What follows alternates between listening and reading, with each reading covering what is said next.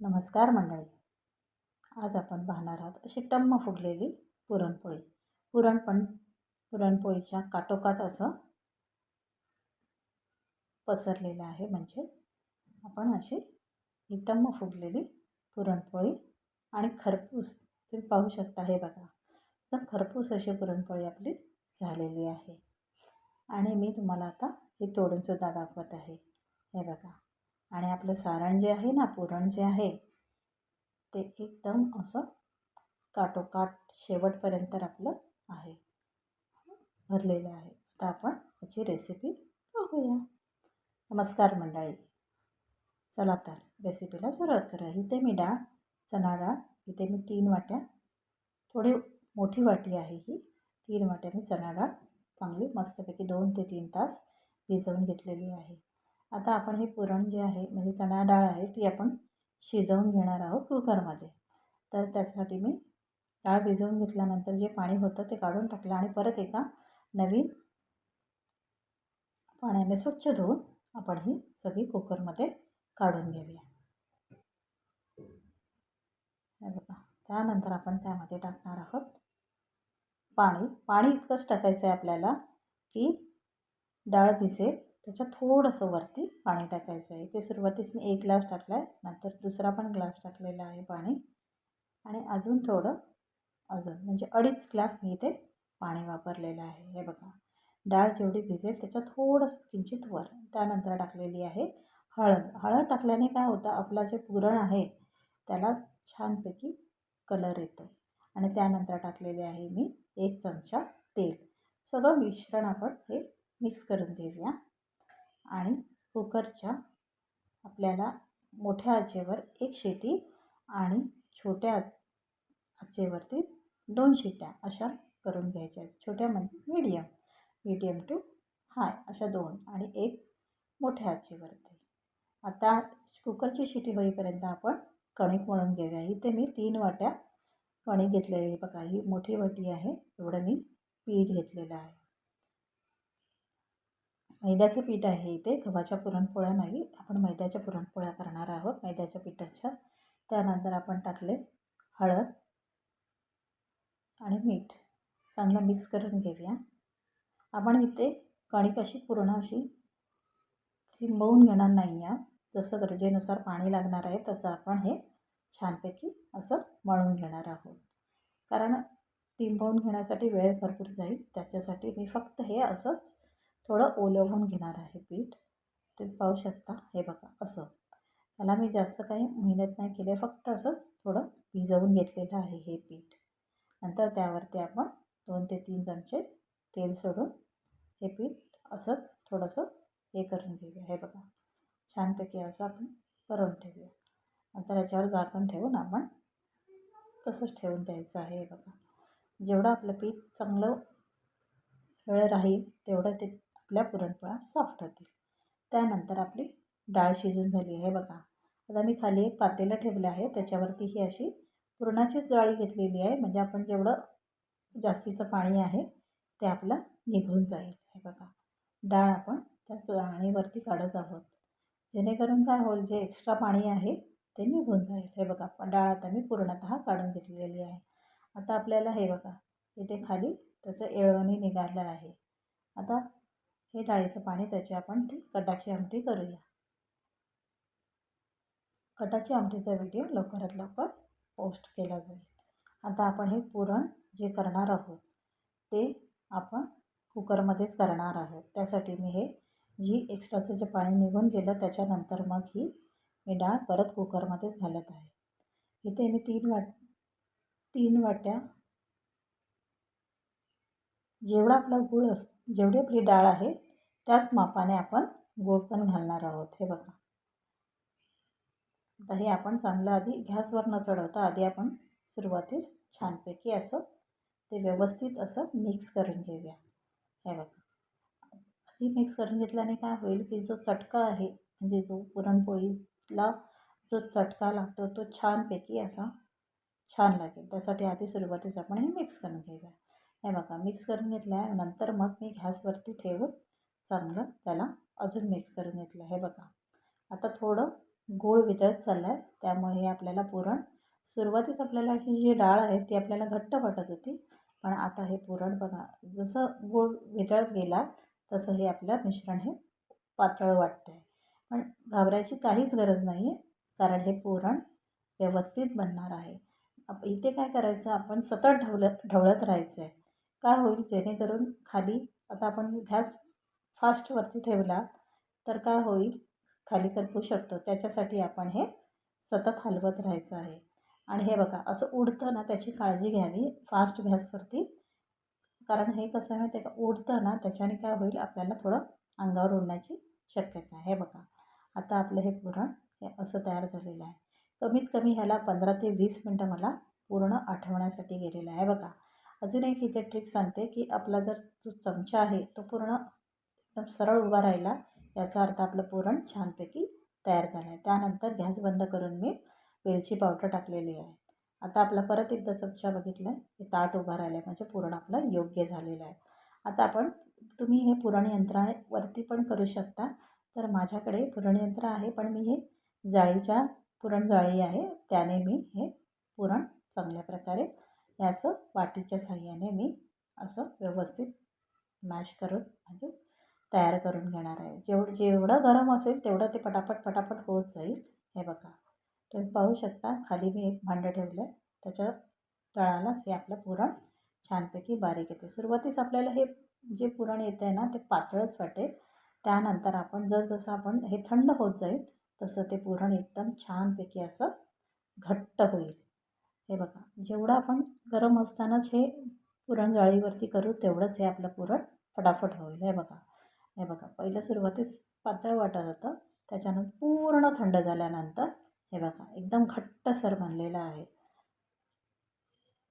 चला तर आता आपण कणिक बघूया, कणिक कशी झालेली आहे. हे बघा मी फक्त तेल लावून ठेवलं होतं, आता आपण परत त्यांना तेल लावून छानपैकी मळून घेऊया.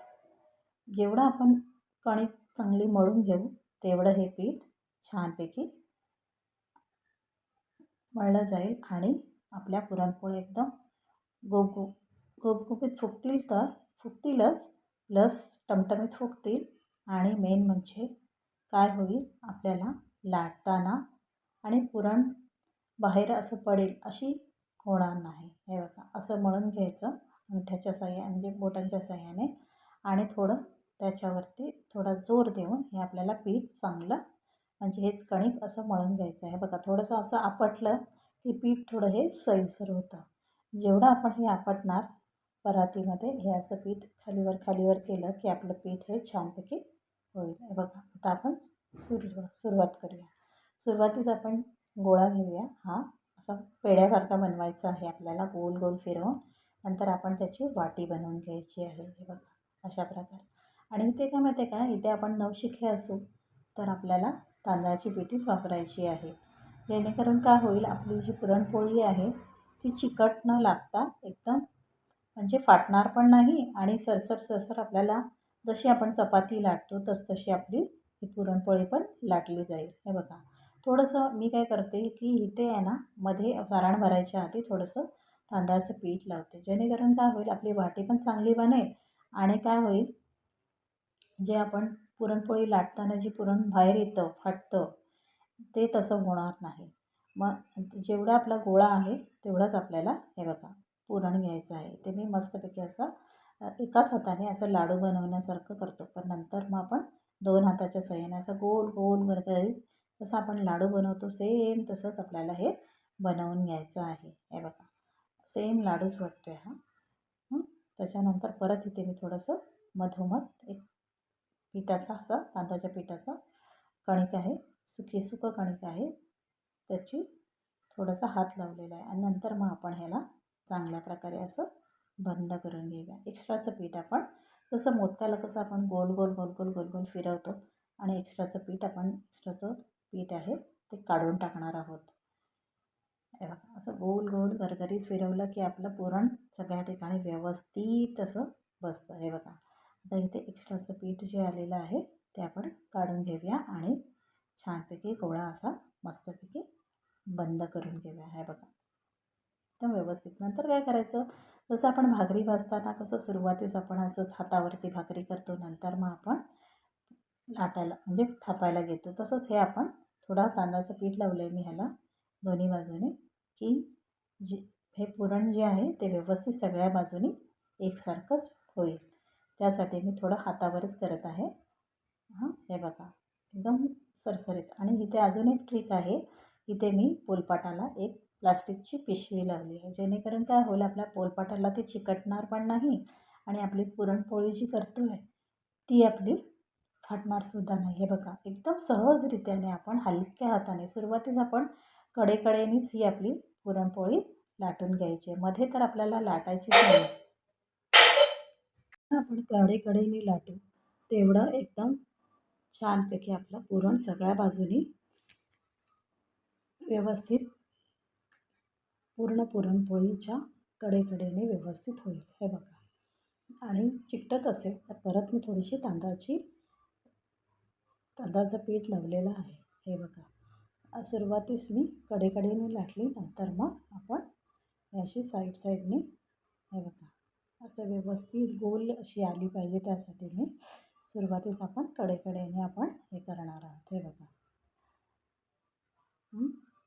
ते बघा, जेवढी आपल्याला लाटता येईल, जेवढी पातळ लाटू तेवढी आपली पुरणपोळी छानपैकी ही बनणार आहे आणि तेवढीच आपली फुलणारसुद्धा आहे. हे बघा, आता आपली पुरणपोळी तयार झालेली आहे. आता आपण हे बघा, आता आपण पुरणपोळी भाजायला घेऊ. गॅस मी चालूच केलेला आहे, तवा ठेवला आहे, त्यावरती आपण पुरणपोळी टाकून घेतलेली आहे. सुरुवातीस आपण एकदम मंद आचेवरती गॅस चांगला, जर आपला तवा जर व्यवस्थित तापला असेल तर आपली पुरणपोळी एकदम टम्म फुगणार आहे. मीडियम आचेवरती आपल्याला गॅस ठेवायचाच नाही आहे. चांगला व्यवस्थित तवा तापला तर आपली पुरणपोळी एकदम छान अशी टम्म फुगून येणार आहे. सुरुवातीस थोडं असं प्रेस करून घेऊया, सगळ्या बाजूने व्यवस्थित झाली पाहिजे, त्याच्यासाठी मी इथे मध्ये मध्ये प्रेस करत आहे. नंतर आपण हे बघा, आपल्याला पाहायचं थोडे बबल्स यायला लागले, याचा अर्थ आपली दुसरी बाजू पण थोडी थोडी झालेली आहे. बघा, मी आता पूर्ण पलटून घेतली आहे. तेल तूप न लावताच ती ऑटोमॅटिकली टम्म फुगलेली आहे. आता त्यानंतर मी इथे तुमच्या इच्छेनुसार मी इथे तूप वापरलेलं आहे. तुम्हाला जर तेल वापरायचं असेल तर तुम्ही तेल वापरू शकता. हे बघा, तर आपली टम्म फुगलेली पुरणपोळी छानपैकी तयार झाली. हे बघा, आता मी त्याला चांगलं मस्त असं खरपूस भाजून घेत आहे. तूप चांगलं लावलं की आपल्याला पुरणपोळी एकदम चविष्ट लागते, त्याच्यासाठी मी इथे तूप वापरलेलं आहे. तुम्हाला जे आवडेल ते तुम्ही वापरू शकता. इथे मला तूप लावलेली पुरणपोळी आमच्या घरामध्ये सगळ्यांना आवडते, त्याच्यासाठी. त्यानंतर पुरणपोळी झाली, त्यानंतर आपण ही अशा जाळीच्या ह्याच्यावरतीच, जाळीची जी चाळण आहे त्याच्यावरती मी ही पुरणपोळी ठेवली. हे बघा, आता मी दुसरी पण पुरणपोळी तुम्हाला करून दाखवते. तसंच आपण भाकरीला कसं गोल गोल गोल गोल गोल गोल फिरवतो, तसंच तांदळाची पिठी लावून तशीच करायची आहे. हे बघा, कडेकडेने जेवढं लाटाल तेवढं आपलं पुरण व्यवस्थित सगळ्या बाजूनी एकसारखं होईल आणि आपली टम्म फुगलेली पुरणपोळी तयार होईल. हे बघा, जेवढी पातळ लाटता येईल तेवढी आपण ती लाटायची आहे. हे बघा, आणि गोल गरगरीत जेवढी होईल, जेवढी पुरणपोळी छान लाटली जाणार तेवढी ती आपल्याला मस्त अशी टम्म फुगलेली पुरणपोळी भेटेल. हे बघा, ही दुसरी आहे. एकदम व्यवस्थित मी अशी कडेकडेने सुरुवातीस लाटली आहे. आणि हे बघा, प्लास्टिकची पिशवी जी लावलेली आहे ना, त्याच्याने काय होतं की आपल्या ज्या पुरणपोळीचे जे सारण आहे आणि ते चिकटत पण नाही पोलपाटाला, त्यासाठी. आणि हा माझा ग्रेनाईटचा पोलपाट आहे. हे बघा, दुसरी पण पुरणपोळी मी आता घातली आहे. हे बघा, आता आपण थोडं थोडं प्रेस करून घेऊया, सगळ्या बाजूने व्यवस्थित अशी झाली पाहिजे. गॅस हा आपला फास्टच असावा, कारण मीडियम आचेवरती तो पुरणपोळी आपली वातड बनू शकते, त्याच्यासाठी आपल्याला गॅस हा फास्टच ठेवायचा आहे. हे बघा, आता एक बाजू तर झालेली आहे, आपण दुसरी बाजू उलटी करून घेऊया. जेवढं आपण फास्ट गॅसवरती करू तेवढी आपली पुरणपोळी छानपैकी अशी ही फुलणार आहे. हे बघा, मी त्याच्या कडा अशा थोड्या दाबून घेते. हे बघा, दुसरी पुरणपोळी पण आपली आता छानपैकी फुलणार आहे. तूप सोडून घ्यायचं. जेवढं आपण तूप घालू तेवढी आपली पुरणपोळी ही अशी एकदम टम्म फुगलेली होईल. हे बघा. आता जेवढं आपण पुरण भरलं आहे तेवढं आपलं एकदम टम. हे बघा. आता आपल्याला दुसरी बाजू पण शेकून घ्यायची आहे. हे बघा. आणि जेवढी खरपूस भाजू तेवढी आपली पुरणपोळी चविष्ट बनते. हे बघा. दुसरी पण पुरणपोळी आपली छानपैकी फुललेली आहे. हे बघा. आणि त्याच्या तव्यावरतीच आपण घडी करून घ्यायची, कारण जेणेकरून काय असेल त्याचं जे वाफ असेल ती निघून जाईल. मी जाळीच्याच ह्याच्यावरती ठेवते. हे बघा. आता आपल्या पुरणपोळ्या हे बघा. मी 2 इथे करून तुम्हाला दाखवल्या. त्याच्यानंतरच्या पुढच्या आम्ही तर करणारच आहे. हे बघा. एकदम सगळीकडे पुरण आपलं व्यवस्थित पसरलेलं आहे, म्हणजे लागलेलं आहे. हे बघा. ओपन करून दाखवते तुम्हाला. आता हे बघा. खरपूस पण भाजली गेली आहे, अशी कच्ची पण नाही कुठल्या ते इथे. हे बघा. छानपैकी आता तुम्हाला मी एक मस्तपैकी अशी तिचा तोडून दाखवते. हे बघा. आणि आपलं जे सारण आहे, काही काही जण इथे सारण म्हणतात, काही काही जण ते पुरण म्हणतात. हे बघा. एकदम कट टू कट आपलं सारण सगळ्या बाजूने व्यवस्थित आहे. तुम्हाला व्हिडिओ कसा वाटला नक्की सांगा कमेंटमध्ये. नवीन असाल तर सबस्क्राईब करा. Bye bye. Take care. टकाटक रहा.